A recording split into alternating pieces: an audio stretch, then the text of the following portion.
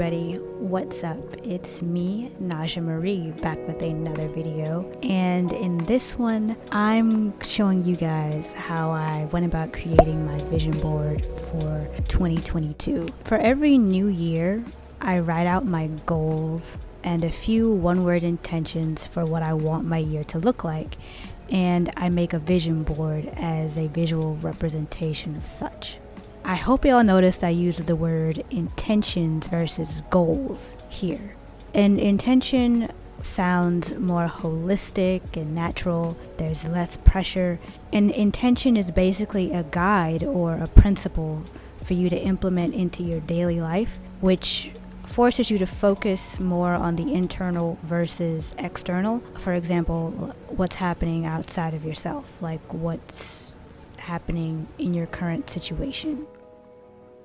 Whereas goals are obviously something that you want to achieve. Goals are typically external, and the pitfall with setting goals is once you achieve them, then what? So, well, I'm going to tell you guys what you are going to need to create a vision board. Now, I already made a how to make a vision board video.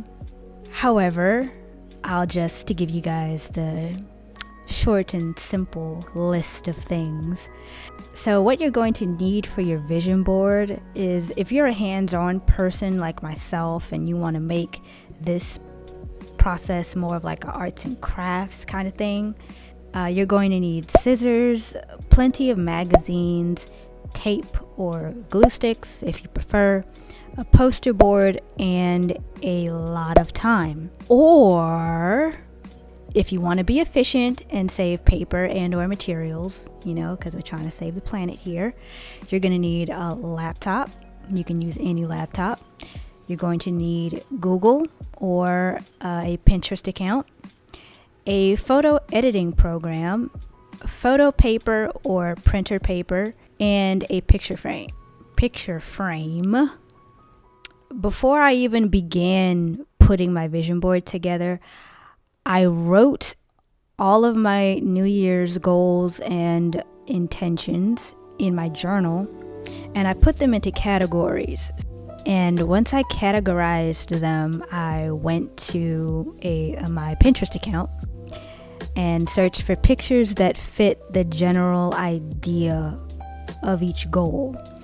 Now, as much as I wanted to be, I couldn't be specific. Otherwise, I'd have a gajillion pictures and not enough room on my desktop or on my printer paper. And by the way, you have to save those Pinterest pictures that you find to your computer. Entonces, I searched for the dimensions needed for my printer paper because it had to fit within the size of the printer paper for it to be completely filled. So after I found the dimensions of my printer paper, I typed those in and then I created a new file. Luego, I began working on my board in sections. As I said before, I worked on mine in sections. You don't have to do all that. You can just do it however you want to do. You don't have to do the same thing that I did. It's your vision board, so you do you. 3 hours later. Then I actually took the time to buy a picture frame, and you can get a picture frame from anywhere. You can go to Walmart, you can go to Office Depot, you can even go to Target. But you also need to make sure that your picture frame fits the dimensions of your printer paper, because you know you don't want to buy a picture frame and then your vision board, like after you print your vision board out on the paper, like the paper doesn't fit inside the frame. So make sure that your dimensions match. And after putting it together and printing it out, I got a picture frame from Walmart and put it in there and mounted it up on my fireplace, but you can mount it up on a wall or somewhere in your room.